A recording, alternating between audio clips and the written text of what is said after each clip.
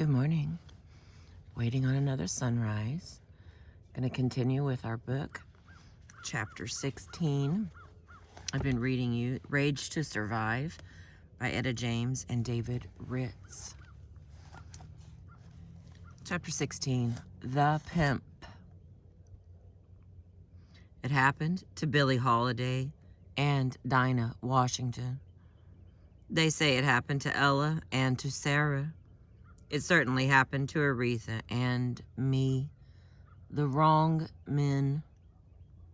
Not all of them, but so many you have to ask yourself why. Why do the blues singers, the black divas, the jazz... Oh, wait. Pages are falling out. Hang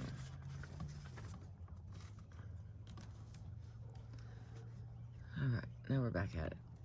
Why do the blues singers, the black divas, the jazz and R&B vocalists who express so much emotion mess up so bad when it comes to the opposite sex?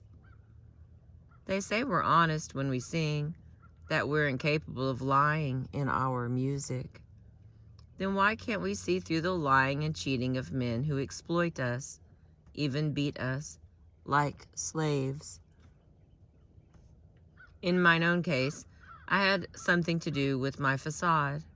I wanted to look one way to the world. I painted myself over with a cool veneer. I acted like I had it all under control. I gave off this don't fuck with me vibe, but underneath I was scared shitless. I have a feeling that was also true of Billie Holiday, even true of my tough-talking mother.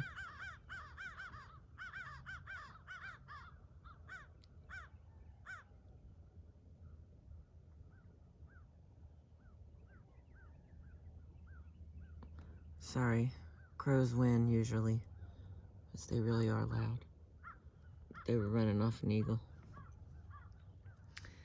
All right, we're so frightened inside that when a pretty-faced, sweet-talking man comes along, he nails us in no time. The deeper we get into the relationship, the more we realize it's fear that's pushing us, not love. Fear locks us in and holds us prisoner. Sometimes we never escape that prison. Sometimes we do. There's one cat, a jailkeeper, who ruled my life for a period of time. That I'm not going to name. I don't want to give him that much dignity. I know it sounds cold-blooded, but that's how I feel. No doubt he's important to my story. I choose him. I chose him. No one made me go with him. Something nutty in my nature drew me to him. I'd be stupid not to take responsibility. It takes two to tango, and believe me, I tangoed plenty with this mother. I'll tell you all about him and how me and him carried on, but rather than call him by name, I'll give him a title. He's the Pimp. The Pimp was my first serious boyfriend after Harvey. In the fast world I found so fascinating. I was looking for protection. That habit lasted a long while, getting men to act as shields, men who I thought were strong or tough or scary enough to scare off the bad elements. And when one guy got too bad, I'd find an even badder dude to protect me from him. I met the Pimp in New York in 1962. He was an ex-heroin junkie. When I met him, he was hanging out with the after-hours crowd, acting slick and snorting coke. He was from Boston. He loved calling himself a Roxbury N-word and commuted to Manhattan for the big-time action. These were my New York days when I was living it up at the Sheraton Hotel on 7th Avenue. The Pimp was drop-dead handsome. He had that Don Juan look. Thin mustache, dark bedroom eyes, sleek little nose, plastered down hair. Women loved him. He had a reputation for violence. They said he killed his last girlfriend. They also said that, at age 14, he killed a man. I heard all the stories, but the stories didn't stop me from going with him. The stories only excited me. Up in Harlem, there was a famous after-hours joint on 127th Street called Pops and Ike's. Pops was an old man with infantile paralysis who loved to gamble. Ike was a fast-moving yellow cat with freckles all over his face. And their club was the spot for the stars and pimps and high-priced whores to hang and get high on the best blow. That's where I met the pimp. He walked up to me and said, "Don't go to strangers, darling. Come to me. Come on to me." That was the name of Etta Jones' big jazz hit. Mixing me up with her should have warned me. But I was too dizzy to see the signs. Besides, the sex was good. Good sex will mix you up. The pimp was the first man to give me oral sex and teach me about orgasms. He could satisfy. At age 24, this came as a revelation to me. So suddenly, good sex and violent men were mixed up in my mind. John Lewis tried to warn me. As an ex-pimp, John knew the type. John said, "Look, Etta, this man works women for money. It's his living. Pimping is serious business with him. Plus, he has a reputation for beating on women. He's hard-nosed and mean, and you better think twice about what you're getting into." I didn't even think twice. Oh, I didn't even think once. John was so worried he gave me a pistol for protection. He taught me how to load and shoot the thing. I kept it in my purse. It was there the night the pimp came in from Boston to spend the weekend with me at the Sheraton. We'd been going together for a while, and he kept a small wardrobe of clothes in my suite. We'd been getting along except for the issue of heroin. As an ex-junkie, he prohibited me from using the stuff. I said I'd swear it off, but my passion for shooting smack was such that I wasn't about to give it up for anyone. I'd sneak when I could. My cleanup in Harvey, Illinois might have happened only a few months earlier, but it was already ancient history.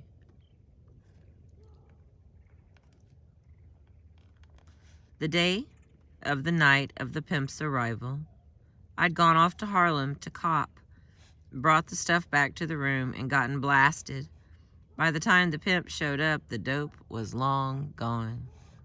Seconds after walking through the door, he started sniffing. "You've had some boy in here, haven't you?" Boy was heroin. "No," I lied. "You lying bitch," he answered, hitting me in the face with his clenched fist and knocking me across the room. That was the beginning of a long cycle of violence. I thought about putting a stop to it right there. When I landed on the floor, I was within an arm's length of my purse with the pistol inside. It was still loaded and cocked from when I went to Harlem to score. I went to grab it, but the pimp was too quick. In his search for heroin, he got the purse before I did, found the gun, and went berserk, kicking and beating me in the back. I finally screamed loud enough until he stopped. That was the first, but far from the worst, incident. Months passed. Things cooled. The pimp and I had moved to the Taft Hotel. He had been in trouble with the law, and I was paying his heavy attorney and court fees. I might have bought Harvey Fuqua a phonograph and a little old diamond pinky ring, but my financial ties to the pimp were deeper and dumber. I was underwriting a sure enough criminal. More and more I knew I had to get away from him. Yet more and more I felt trapped. It felt like a bad dream, where I was running without going anywhere. The harder I tried, the less progress I made. I woke up in cold sweats, filled with frustration and fear. Once in a while, when the pimp was back in Boston, I'd go out. Jackie Wilson had an apartment over at the Sire Arms on 57th Street, just down the street from the old Holiday Inn. Jackie liked John Lewis's wife and would invite us over for an evening of coke and conversation. On this particular night, Jackie had gone back to his bedroom. My friend Frazier, Jackie's valet, was sitting in the living room with me and a few others when we heard a banging on the door. I knew by the knock it was the pimp. He had uncanny instincts about where to find me. Well, the cat comes busting in, looks at me, looks at Frazier, and starts smacking Frazier in the mouth. Just about then, Jackie comes out of the bedroom, sees what's happening, and commences to wail away on the pimp. I could see how Jackie won the Golden Gloves. His hands were like lethal weapons. "If I see you again," the pimp told me before Jackie kicked his ass out, "I'm killing you. You ain't nothing but a Jackie Wilson groupie." After that incident, how did I wind up living with the pimp back at the Sheraton Hotel? Maybe it was just two negatives attracting each other. Or maybe after some weeks of peace and quiet, I figured the boy had reformed. Plus, being high so much of the time didn't do wonders for my judgment. Anyway, we were together again, hanging tight, when one night we decided to run up to a hot club looking for some after-hours action. Well, it turned out the heat was on. They had been busted so often they had to close the joint. Instead, the guy invited us to his apartment in the Delano Village. These beautiful new high-rise condos on Lenox Avenue around 142nd Street. Lots of stars. Like Ruth Brown, were living there. So off to his place we went. His place was cool, and we were all kicking back, snorting some high-octane coke, and I got thirsty and went to the kitchen for a beer. The pimp followed me. The refrigerator had no handle. For a few seconds, I couldn't figure out how to open it. Then I looked down and saw a foot pedal, stepped on it, and presto, the door opened. "How'd you know how to open that fridge?" the pimp wanted to know. "I ain't no idiot," I said. "I figured it out." "You been here before?" His eyes were red. His eyes were flaming up with jealousy. "Bullshit," I said. "I never been here before.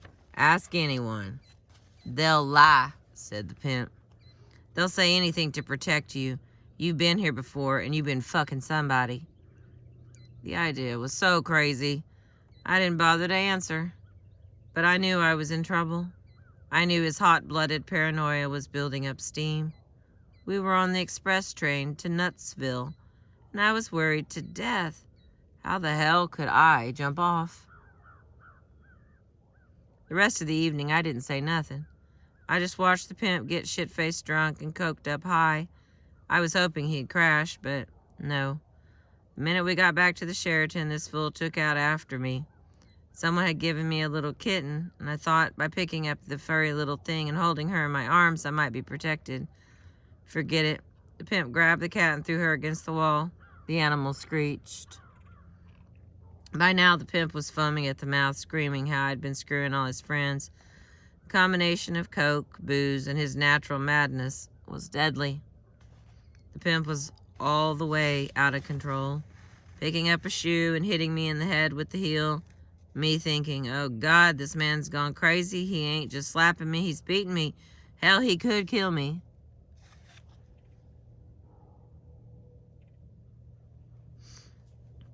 So I started tussling with him. I got the shoe away from him. The pimp was no strong man and threw it across the room.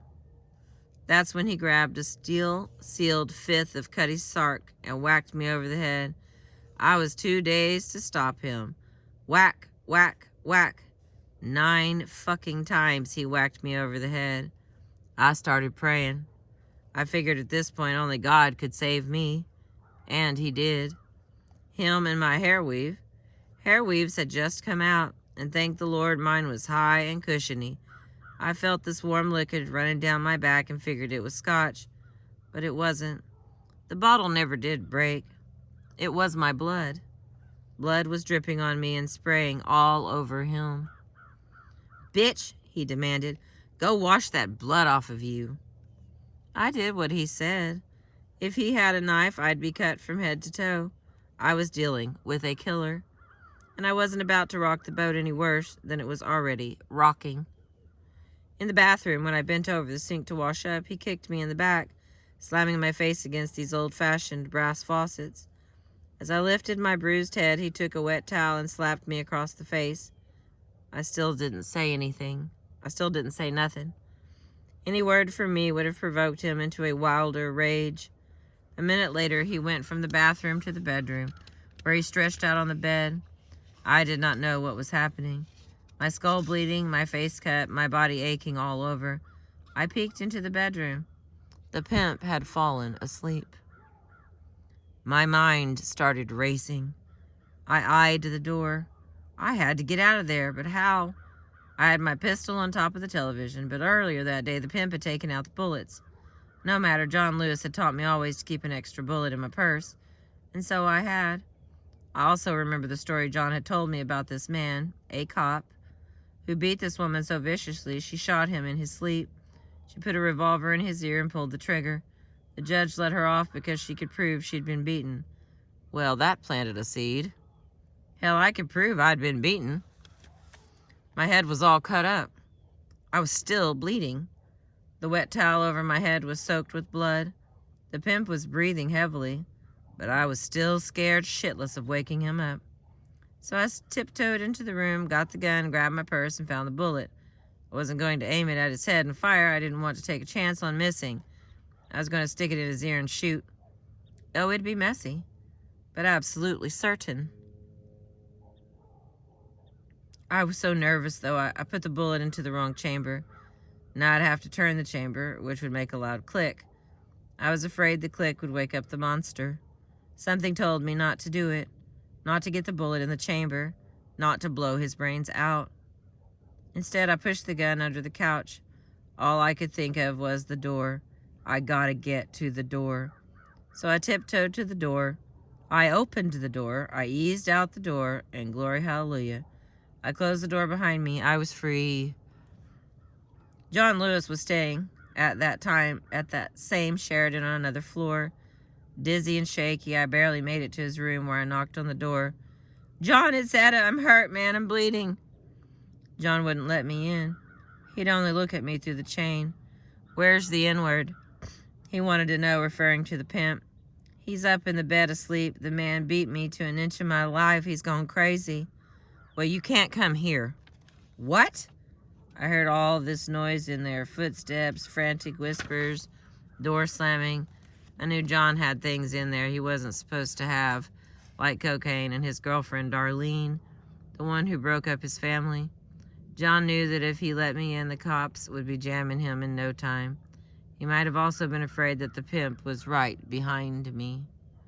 I had no choice but to leave, so I teetered and tottered my way down to the elevator, pushed the button, and when the car arrived, managed to get on.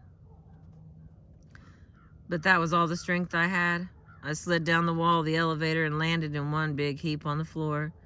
When the elevator doors opened in the lobby, there I was, out. Commotion followed. Hotel personnel, cops, paramedics. Eventually everyone converged on me, reviving me, taking me back up to John's room where, as my manager, they insisted he open the door. By then he had hid his dope and his woman and instructed the cops to apprehend the pimp, who was still asleep. When the pimp came down handcuffed, I was on a stretcher. I could hear him, but kept my eyes closed, pretending to be out of it. "Etta, Etta," I heard him telling everyone. "That's my woman, that's my baby. What happened to my baby?" Next thing I know, he's leaning over my body, whispering in my ear, "You press charges and I'll kill your motherfucking ass." I pressed charges. The scene switches to Roosevelt Hospital. I've been taken there in an ambulance. Good old Jet magazine is there to take my picture. Nurses shave my hair off, and tell how lucky I was to be wearing a weave. Not long after they start sewing me up, in walks the DA, Big, bad Italian cat talking about how he's going to bust the pimp. He hates the pimp with a passion. If you'll only press these charges against him, he says, you'll be ridding New York of a scumbag. I'll do it. I agree. But how you going to protect me? There'll be signs and pictures posted of him everywhere, the DA assures me. Plus an armed policewoman guarding you 24 hours day and night. So I signed the papers describing everything he did to me. The next morning, a flash came over the radio. Miss Etta James in serious condition at Roosevelt Hospital from mysterious head wounds. The reporter named the pimp as the accused assailant. Later, I learned that when the pimp's mother heard the report, she had a heart attack, keeled over, and died. Meanwhile, while John Lewis was entering the hospital to visit me, he was stopped by one of the pimp's homeboys, Good Doctor. You better tell that snitching bitch not to press no charges, he said. John answered Good Doctor by pulling a gun and warning him to stay out of his face. Later that day, we kept hearing how the pimp was on the rampage, blaming me for his mother's death, forgetting the small fact that he was the one who beat me to a pulp. Oh, I was plenty worried. Not to worry, the hospital personnel kept saying. They had his pretty puss splattered all over. Okay. Not to worry, the hospital personnel kept saying. They had his pretty puss plastered all over the place. 2 days passed, and I kept hearing rumors that the pimp was going crazy, determined to get me and stop me, one way or another, from pressing charges. I couldn't do nothing but lay up in the bed. I kept the buzzer in my hand. Any sound, any squeak or strange footsteps, and I'd buzz the policewoman. I was sleepy, wobbly, fogged over by sedatives. I remember hearing a rainstorm outside, drifting off into a dream, and for the first time feeling halfway secure. Then I looked up and saw his face, the pimp. Was it a dream? No, it was really him. My heart nearly leaped out of my chest. My eyes went wide and my head went crazy with fear. I hit the buzzer for the policewoman. Get the fuck out of here, he told her. And you know what? Policewoman or not, she scrammed. So much for my protection. How'd you get in here, I asked. I walked in. No one's gonna mess with me. What do you want? You heard about my mama? I heard, and I'm sorry. My heart was still hammering, but I could tell by his eyes that the death of his mother had broken his spirit. I was a little less afraid. On the other hand, I knew it wouldn't take much for him to start stabbing me. You gonna drop those charges? Yes, I lied. I'd be a fool to say anything else. I'm putting the whole thing behind me. You swear? You ain't bullshitting? I'm tired, and I ain't doing nothing. Well, I'll be back tomorrow to make sure you're telling the truth, 'cause if you're not, don't worry about it, man. You're off the hook. You're smart. See you tomorrow. In your dreams, motherfucker, I thought to myself, because an hour after he left, I was gone. No way I could stay in that hospital. I was going to get my own protection. I slapped a wig on my head and went straight to 116th Street to find a ferocious N-word named Fat Jack.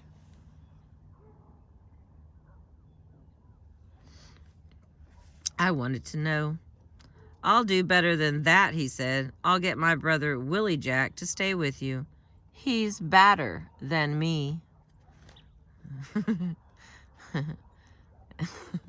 I haven't read this, but I see where this is going. We only got a few pages left. Stay with me.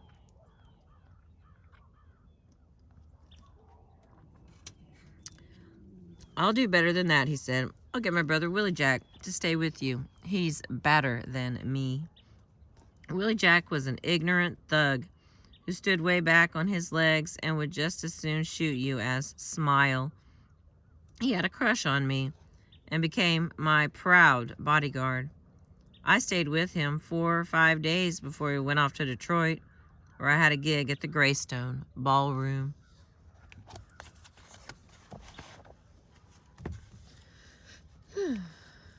I was back in circulation. Singing again did me a world of good.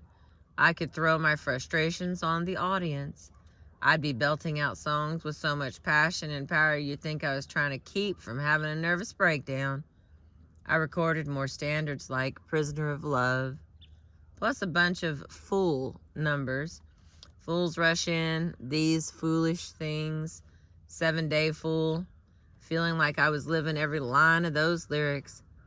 And when I sang Pushover, it had an entirely different meaning. Now I was the pushover. I was out there crooning and rocking and putting on a show, fronting like there was nothing wrong with me.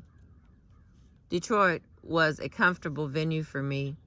By then I was long over Harvey, who didn't come to see me anyway. Besides, I always thought my music and Motown had much in common. I was flattered when Diana Ross said I was her first inspiration. I also heard my influence on other singers, Florence Ballard, for example, who was the Supremes' first lead singer, and Mary Wells in Bye Bye Baby, and some of the other early songs she sang. Despite the love complications, I knew that Gwen Gordy and her brother Barry enjoyed my music. A few years later, the Motown sound got a little fluffier, or my sound got a little tougher, but we'd always share common roots. We grew up together, and Billy Davis, who had been Barry's right-hand man, continued to help produce my material for Chess. Marvin Gaye came to my Detroit gig. I was so glad to see him. We'd been kids out on the road, and now we were supposed to be adults. Marvin hadn't crossed over big time, but he had Stubborn Kind of Fellow, which was his first R&B hit. Despite that, he wasn't happy. He came back to my motel where we snorted blow and talked things over. Marvin had married Anna, Barry's sister, a woman 17 years older than him. Anna was beautiful and smart. All the Gordy kids were brainy. The woman was especially powerful and pushy and knew how to take care of business. Marvin needed someone to take care of him. He needed a mother. He didn't talk about it, but I could see that, like me, in his own family was a mess. He was looking for another family, and marrying into the Gordys, he explained, was good both for his soul and his career. At the same time, Marvin was melancholy and mixed up. He was recording the kind of standards I'd been singing. He really wanted to be Nat Cole or Frank Sinatra, but the records weren't selling, not like Stubborn Kind of Fellow. Marvin didn't like dancing and was afraid of performing. His complexes had complexes. He spent most of the night talking, and even when we were through, I had the feeling he needed to talk some more. Marvin Gaye was so many things: sweet, arrogant, shy, egotistical, ambitious, private. I never felt I understood him. I never felt he understood himself. Did I understand myself? Not then. When I went back to New York, I was still scared of the Pimp, but I was tired of Willie Jack hanging around. I needed another protector. When Marvin told me he had married a woman 17 years older than him, that made an impression. I thought, man, that's a hell of an age difference. Yet look what I did. Up in Harlem, I found myself a gangster more fearsome than the Pimp, a man in his 60s, almost 40 years older than me, named Red Dillard. I liked Red. Red, I figured, would protect me. And this time, I figured right. And that is the end of chapter 16, The Pimp. Chapter 17 will be the repertoire. And again, it's not very long. I see that there's at least 32, 34, chapters in this book. So we are a little over halfway. Thank you for being with me. I appreciate you.